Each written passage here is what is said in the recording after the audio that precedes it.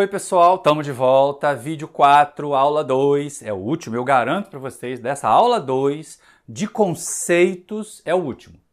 Na próxima aula a gente já vai ver algumas coisas muito mais interessantes, mais aplicadas, menos teóricas, que eu tenho certeza que você que é engenheiro químico, que você que é engenheira química vai gostar, porque diz muito respeito ao seu dia a dia. Mas nós paramos aqui, né? Nós paramos nesse ponto, nesse instante em que a gente tinha visto, descoberto que nesse reator em batelada, aquela solução lá particular, quando a constante C assume o valor 0,5, existia e era única. Beleza. Agora, como é que eu chego na solução? Aí a gente tem que pensar assim, mas espera aí, o nome da disciplina é métodos matemáticos. Eu preciso de métodos matemáticos. Precisa mesmo. E aí a gente vai pensar o seguinte, vamos classificar as equações por uma coisa muito simples. Vamos fazer um exemplo do dia a dia aqui, alguma coisa que seja bem mais próxima da sua realidade.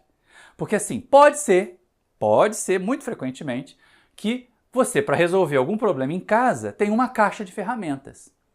Você usa sempre a mesma ferramenta para fazer qualquer coisa? Para trocar o chuveiro, para pregar o prego na parede? Não. A engenharia química, as equações diferenciais é a mesma coisa. Então, em métodos matemáticos aplicados, 353 e T353, nós vamos montar uma caixa de ferramentas, com várias ferramentas. Com ferramentas para resolver vários problemas. Para resolver os problemas descritos por equações diferenciais. E aí, numa analogia, pensa bem, você está andando, seu carro fura o pneu. Quais são as ferramentas que você precisa para trocar o pneu? Alguém pode dizer, eu vou precisar, para ter segurança, do triângulo, da chave de roda, do macaco, e não é ferramenta, mas é necessário o step, o pneu reserva. E é exatamente isso, para este problema, trocar o pneu do carro, são aquelas ferramentas ali que a gente vai usar. Mas suponha que agora você chegou em casa, foi no borracheiro, consertou o pneu, chegou em casa e precisa fixar os quadros da sua namorada, os quadros ou os seus quadros, os quadros que o seu namorado quer montar uma bancada lá no escritório, na parede. Você vai ter que fazer o quê? Fixar parafusos, fixar a prateleira na bancada? É a mesma ferramenta? Vai precisar de macaco? Vai precisar de chave de roda? Claro que não, né, professor? Pois é. Então, se a minha tarefa, se o meu problema é fixar parafusos, quais são as ferramentas? Chaves de fenda ou chaves Phillips, a depender da abertura do parafuso, para a gente poder fazer a aplicação. Então, se cada problema tem uma ferramenta diferente na vida real, cada problema descrito por equações diferenciais pode ter ferramentas diferentes na vida matemática, lá na nossa matemática. E é importante que seja assim. Então, para cada tipo de problema, vai existir um conjunto de ferramentas necessárias para resolver. Indo adiante, vamos classificar. E aí, claro, a gente tem que escolher um caminho. Vamos para aquele que vai diminuindo a complexidade. Depois vocês vão ficar um pouco meio atarantados, mas não tem problema, que eu vou explicando tudo devagarinho e se precisar faz contato lá pelos canais de comunicação do canal ou do e-mail que o pessoal da Rural usa para nós, que é o prof.mauriciomancini@gmail.com. Mas vou colocar ele aqui embaixo para vocês poderem ver. Vocês que são de fora da Rural também podem fazer contato comigo para tirar dúvidas caso elas aconteçam nesse e-mail prof.mauriciomancini@gmail.com. Mas olha só, vamos classificar as equações diferenciais primeiro quanto ao número de variáveis dependentes. Por quê, professor? Porque isso vai livrar a gente de metade não, de 75%, de 25%. 75 fica com a gente, senão o custo é razão. Mas de 25% dos problemas descritos por equações diferenciais. Espera para você ver, olha só. Então, de acordo com o número de variáveis independentes, as equações podem ser classificadas assim. Eu chamo de equações diferenciais ordinárias. Ordinário ali não quer dizer que é porcaria, que é de pouco valor, tá? Equações diferenciais ordinárias, sigla EDO, e EDO vai aparecer muito na vida de vocês o tempo todo, são aquelas em que a variável dependente, o y de x, a variável dependente genérica ali, é função de uma única, umazinha só, variável independente, x. Ali, o x não é mais vetor. E todas as derivadas da variável dependente presentes na equação são derivadas ordinárias. Aí que está o nome, é equação diferencial ordinária, porque as derivadas que aparecem são ordinárias, tá? São com uma variável independente só. E aí, olha só que coisa interessante. No nosso reator batelada, a gente tem uma equação diferencial, né, ordinária, uma EDO. No CSTR, a gente tem uma EDO. Naquele problema do massa-mola, também é uma equação diferencial ordinária. O escoamento de fluido em duto cilíndrico, aquele que pareceu tão esquisito, é também descrito por equações diferenciais ordinárias, que vai ser o conjunto de problemas que nós vamos... Esse é o foco. É nesse foco que nessa disciplina, que essa playlist de vídeos aqui que você está acompanhando, que eu nem sei ainda quanto tempo que eu vou demorar, que eu só estou conseguindo fazer os vídeos nos meus intervalos de semestre na Rural, mas calma que ainda faltam 7 anos para eu me aposentar, né? Vai chegar ao final isso com certeza. Mas olha só que coisa interessante, é aqui nas equações diferenciais ordinárias que nós vamos concentrar os nossos esforços. Nós vamos montar uma caixa de ferramentas só para resolver equações diferenciais ordinárias. Ah, e tem outro tipo? Tem outro tipo. Quando tem mais de uma variável independente. Então, quando eu tenho mais de uma variável independente, eu chamo de equações diferenciais parciais, EDP. Tá? São aquelas em que a variável dependente, o y, é função de mais de uma variável independente. Mais de uma, bastou ter duas que já é parcial. E todas as derivadas da variável dependente presentes na equação diferencial são derivadas parciais. Puxa, professor, derivadas parciais é aquele DROM lá do cálculo 2. Que vocês fizeram tantas vezes. Então, por exemplo, a condução de calor bidimensional, aquela da placa lá que a gente fez para determinar as condições de contorno, é uma equação diferencial parcial. A difusão de massa numa coluna, imagina lá o comprimidinho de permanganato numa proveta grande, aquele rosinha vai subindo à medida que a gente vai passando o tempo. Tá ali, ó, a difusão depende do tempo e depende da posição, ali depende do x e depende do z. Mas esses problemas aqui, por isso que eu falei, esses aqui que são mais ou menos 25% dos problemas descritos por equações diferenciais na engenharia química, vão ficar para outra playlist, a playlist do professor Maurício aposentado, porque não vai dar tempo de eu fazer ainda na ativa, tá bom? Mas uma hora, quem sabe sai, né? Vai depender das demandas dos alunos. Eu tô aqui com esse ânimo todo, porque em 2024, segundo, eu tive uma turma tão especial, e eles queriam muito que esse material tivesse disponível. Então eu estou trabalhando por eles. Viu, turminha querida de 2024, primeiro lá de métodos computacionais? Esse vídeo foi feito pensando em vocês. É como se vocês estivessem aqui na minha frente e eu estivesse dando aula para vocês.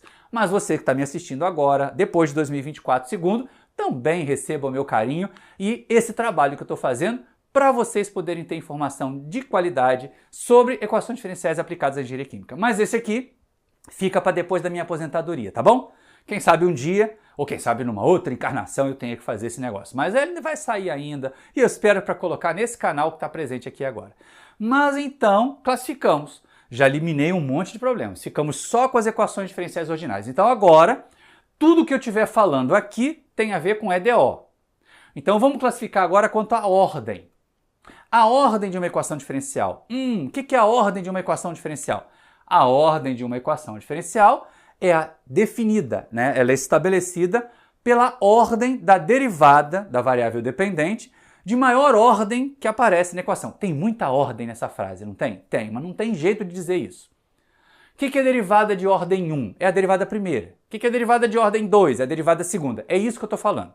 É essa ordem de derivação que eu estou falando. Então, olha só que coisa interessante. A ordem da equação diferencial é definida pela ordem da derivada, da variável dependente, de maior ordem que aparece na equação. Por exemplo, a ordem de uma derivada, né, já ressaltando isso, corresponde ao número de vezes que a função foi derivada em relação à variável independente. Então, derivei 2 vezes, segunda ordem, derivei 3 vezes, terceira ordem. Tá entendido? Isso aí você tinha que saber desde cálculo 1. Não era nem para eu estar repetindo aqui, mas como a gente quer garantir que o material que vai estar aí na descrição do vídeo, em PDF, para você baixar, tem a qualidade necessária, fica essa sugestão de entender que ordem de uma derivada é o número de vezes que ela foi derivada, tá bom? Então, por exemplo, nós vamos ter essa equação aqui, que é a do nosso CSTR, só que agora com cinética de segunda ordem. A cinética de segunda ordem, já misturei mais uma ordem nessa história, mas calma, que a ordem da reação não tem nada a ver com a ordem da equação diferencial. Qual é a derivada de maior ordem que aparece ali? Alguém vai me dizer assim, é a derivada primeira, que está ali no termo de acúmulo. Pois é. Então, a derivada primeira é a derivada de maior ordem que aparece. Esta é uma equação diferencial de primeira ordem. Um outro exemplo interessante, que pode ser o nosso escoamento em duto cilíndrico, né? Qual é a derivada de maior ordem que aparece ali? Pode não parecer, mas você que fez um bom cálculo 1, como é que eu faço a derivada daquele produto ali do R pela derivada? A derivada do produto. Né? Eu derivo a primeira, multiplico pela segunda, depois eu somo com a derivada da segunda multiplicada pela primeira. Uma hora vai dar uma derivada segunda ali. Vai aparecer um D2 de VR dr2 que multiplica o R. Pois é, então ali é uma equação diferencial de segunda ordem, como o sistema massa-mola também era. E aí uma genericona aqui, só para a gente poder entender que tem coisas que são mais cabulosas que a engenharia química, felizmente, passa longe, é essa daqui, que é puramente matemática. Qual é a derivada de maior ordem presente ali? A derivada terceira, que está lá no parênteses multiplicando 6y. Então é uma equação de terceira ordem. Tá entendido isso? Essa conta ordem, eu acho que sim, não tem mais nada que eu possa dizer. Conta o número de vezes que a função foi derivada, o maior número é a ordem da equação diferencial também. Tá? Agora quanto ao grau, pensa em polinômios, em expoentes. O que é um polinômio de grau 2? Alguém vai dizer, é um polinômio em que o x está elevado ao quadrado. Pois é a mesma ideia. Aqui nós agora vamos com a mesma ideia. O grau de uma equação diferencial é definido pelo grau, expoente ou potência a qual ela está elevada, da derivada da variável dependente de maior ordem presente na equação. Então, não basta só ter um expoente. Tem que ser na derivada de maior ordem. E aí vocês vão ver isso pelos exemplos. Olha só como é que é interessante.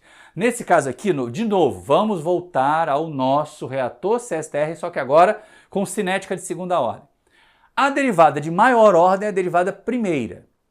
Ela está elevada a que expoente? A expoente 1.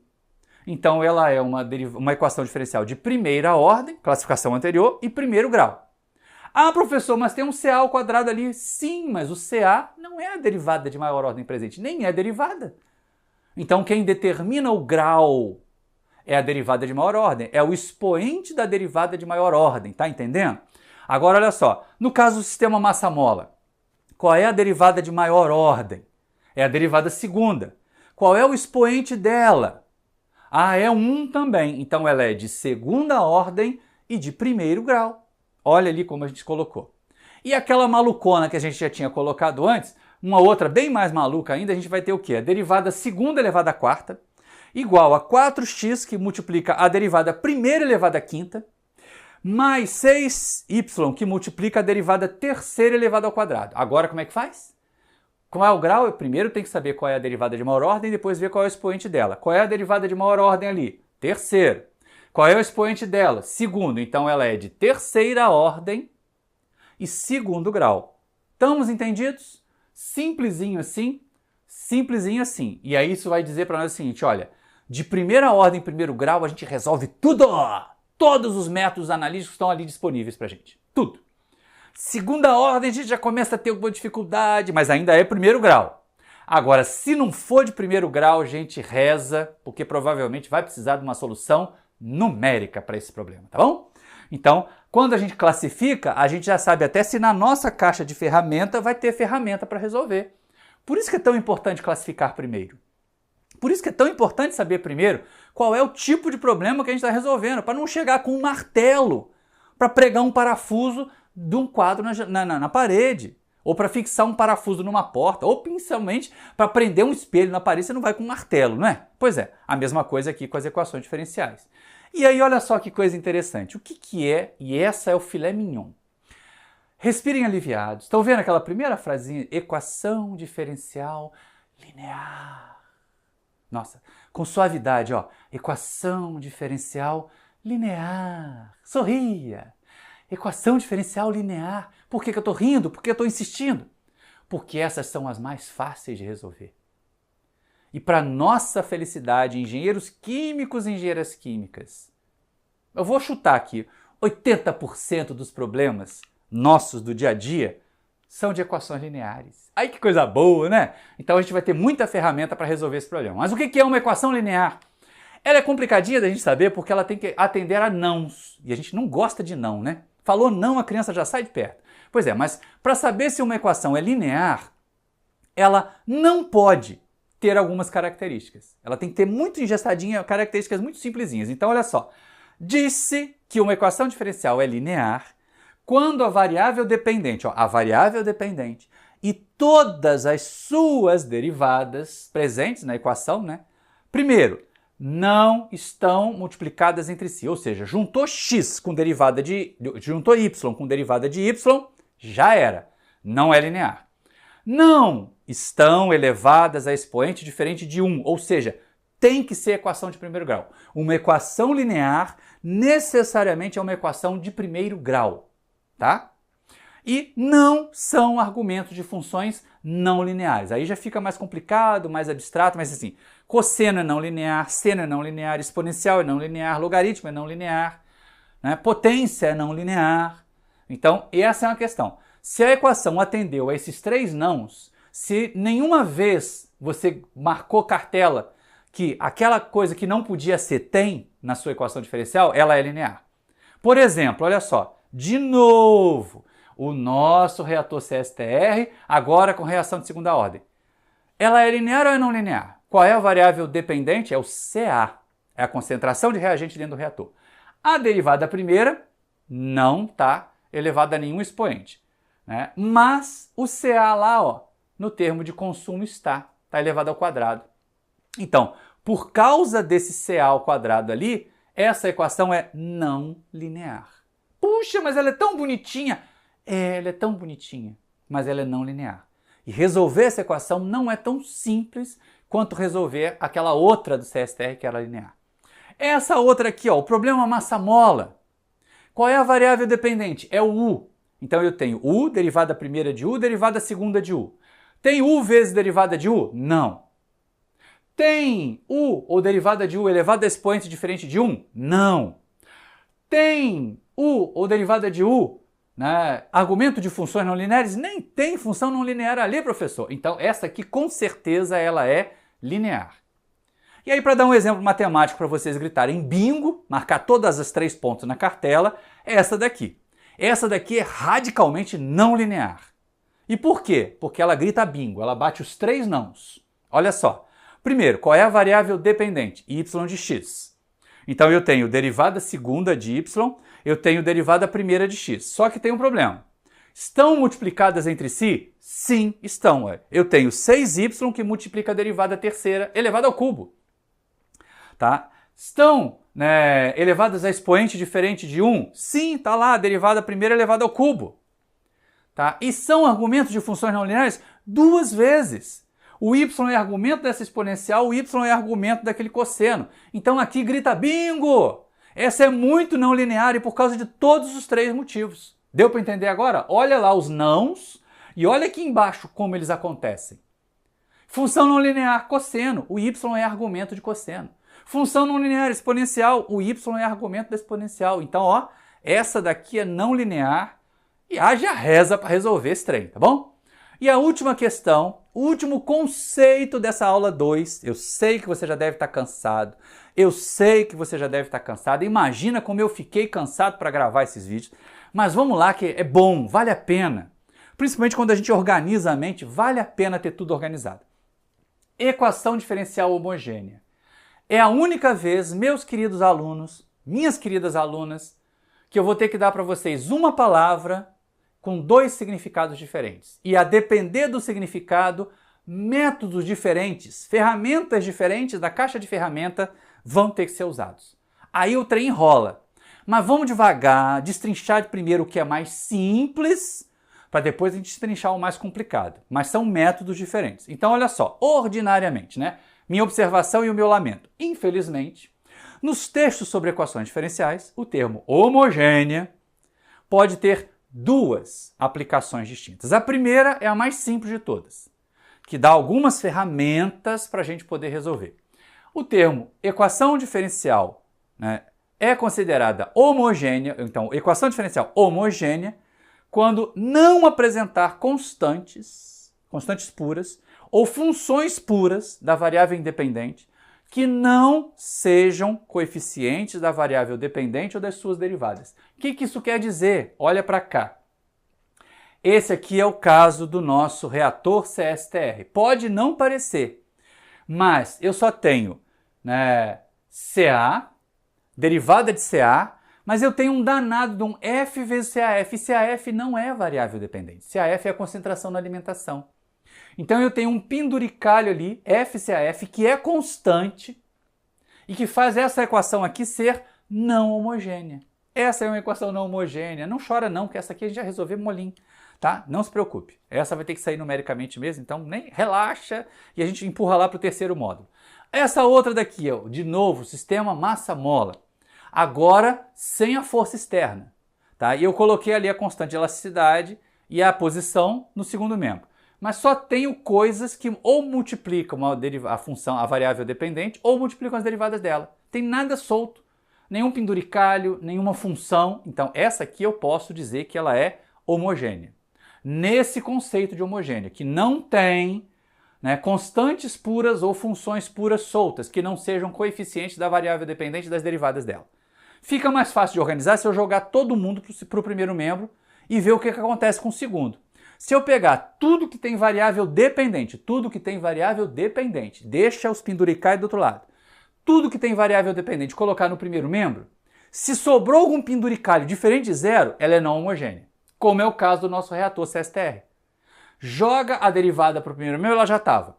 Pega o termo de saída que tem a concentração, já foi. Pega o termo de reação, já foi. Sobrou o FCAF, que não está multiplicando nada da variável dependente. Então, continua sendo não homogênea por causa disso. Por causa desse danado, desse FCAF ali, ela é não homogênea. Agora o problema massa-mola. Puxando de novo, de volta, né, a constante de elasticidade e a posição, a gente observa, ó, só tem coisas multiplicando U, a derivada primeira de U, ou a derivada segunda de U. E nenhum penduricalho, no segundo membro ficou zero. Não é que é zero no segundo membro que é homogêneo, porque às vezes o penduricalho pode estar no primeiro. Mas é se no primeiro membro eu concentrar só a variável dependente e as derivadas dela, se não sobrar nada, se sobrar zero no segundo membro é homogênea. Se sobrar alguma coisa é não homogênea. Então nesse caso aqui ela é homogênea, homogeníssima, tá? E aí vem um caso interessante que a gente pode pensar de novo. Outro caso aplicado para nós é o CSTR, ou reator em batelada, melhor dizendo, né? Aquele reator em batelada com reação de segunda ordem. Isso. Aquele reator em batelada com reação de segunda ordem também é homogênea. Também dá uma equação homogênea, embora não seja esse o caminho que a gente vai usar para resolver. Mas ele é ela. Não tem nada no segundo membro, quando eu coloco a variável dependente e as derivadas dela no primeiro. Também é uma equação diferencial homogênea. Só que, aí que vem.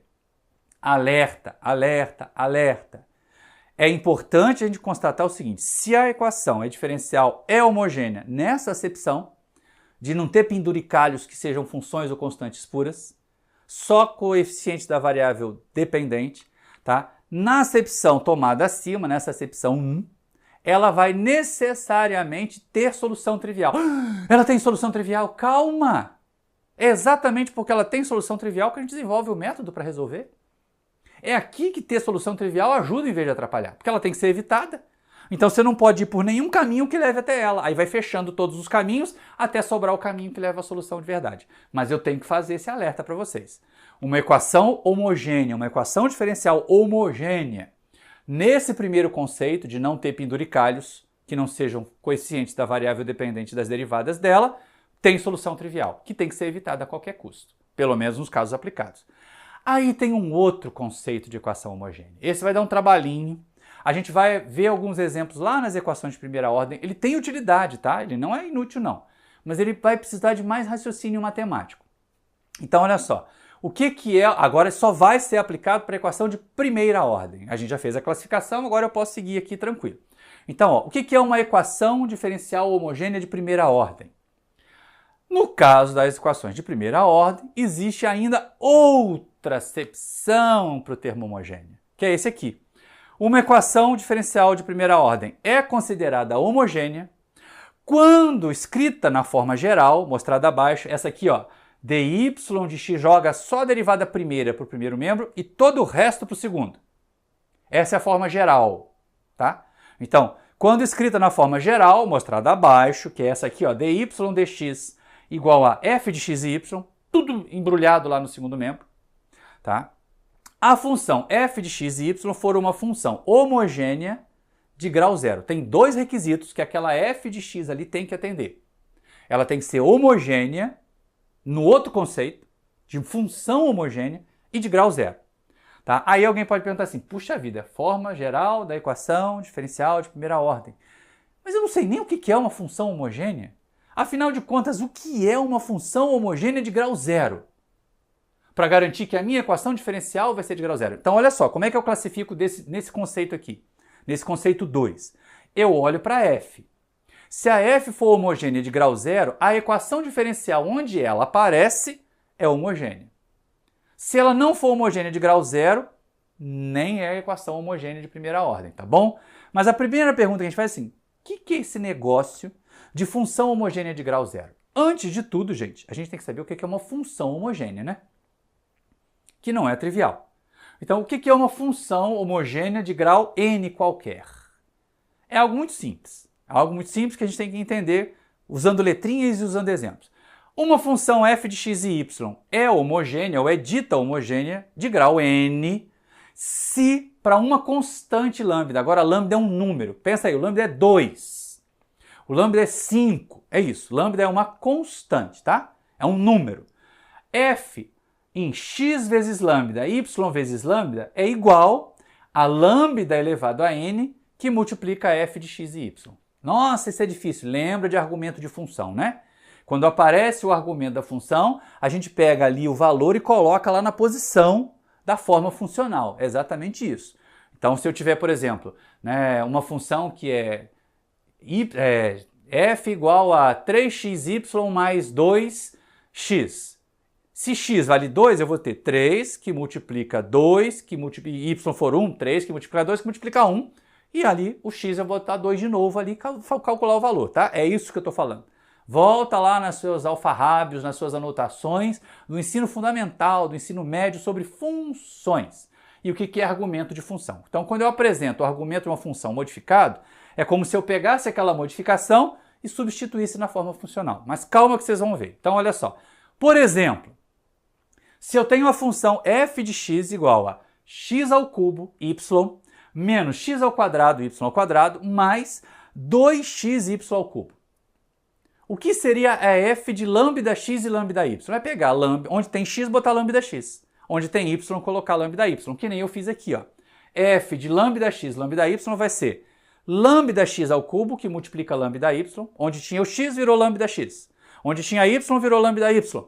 Menos lambda x ao quadrado vezes lambda y ao quadrado, mais 2 vezes lambda x vezes lambda y ao cubo, todo mundo.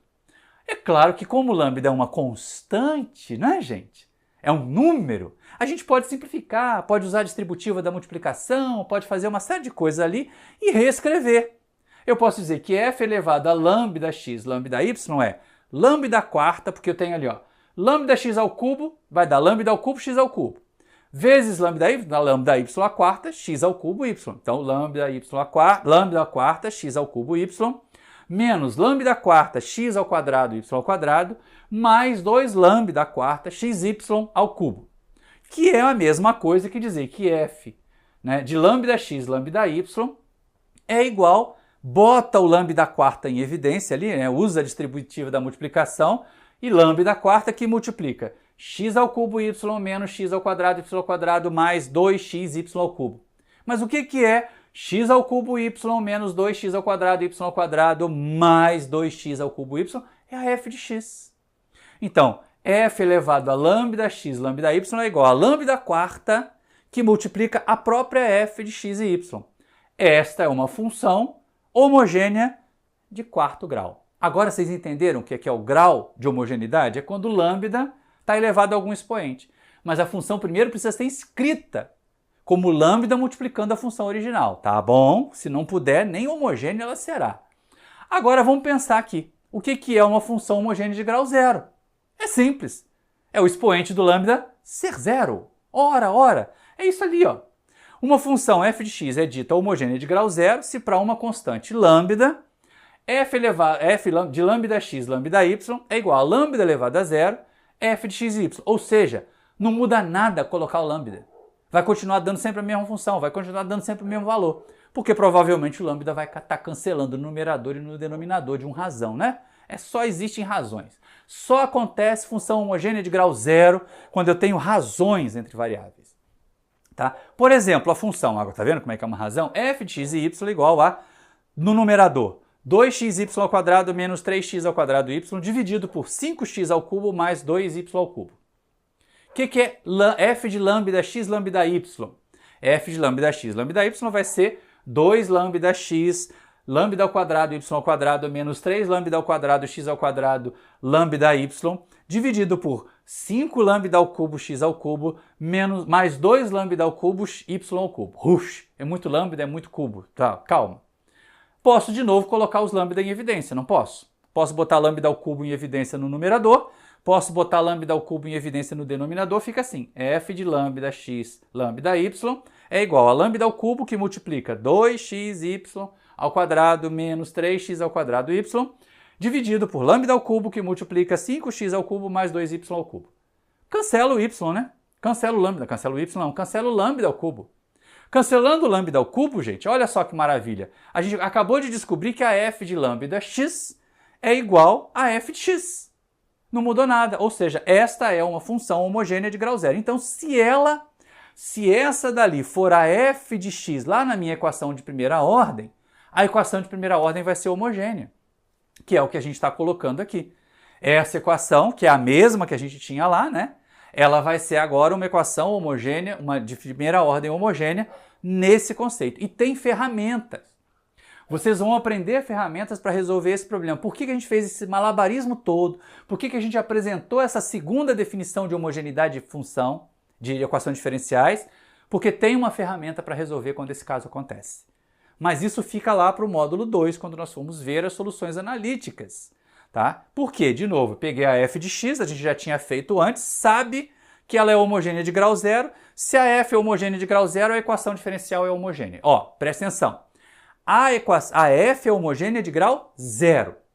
Quando isso acontece, a equação diferencial é homogênea. Se a f for homogênea de qualquer outro grau, a equação diferencial não é homogênea. E se a função não for homogênea, aí que a equação diferencial não é homogênea mesmo, tá bom? Então essa é uma questão importante.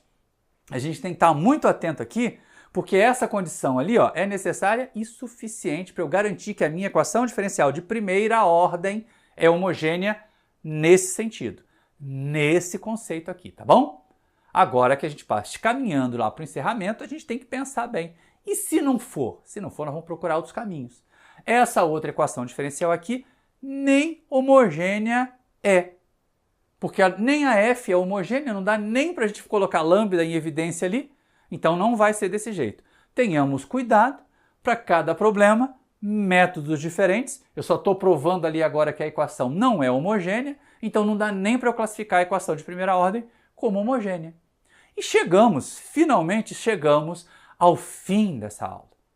Agradeço muito a vocês que vieram comigo até aqui. Eu sei que foi longa essa jornada aí da aula 2, mas ela vale a pena. Todos esses conceitos contidos nos 4 vídeos vão ajudar muito a gente nos próximos passos dessas aulas. Então fiquem comigo, vamos seguindo nessa viagem longa de métodos matemáticos, sempre entendendo que é para dar vocês ferramentas para vocês resolverem os problemas aplicados com coragem, com qualidade, e não para eu ficar ditando qual é a solução, fazendo a solução aparecer de trás da orelha. Cada solução que apareceu aqui nesse capítulo de conceitos, nessa aula de conceitos, ela vai ser conseguida por vocês. Vocês vão chegar lá. Mais adiante, ainda temos mais uma aula nesse módulo temático 1 e depois a gente vai começar o módulo temático 2 com as soluções de equações de primeira ordem. Um grande abraço para você, muito obrigado pela audiência, fique com a gente nessa viagem de métodos matemáticos e até o próximo vídeo.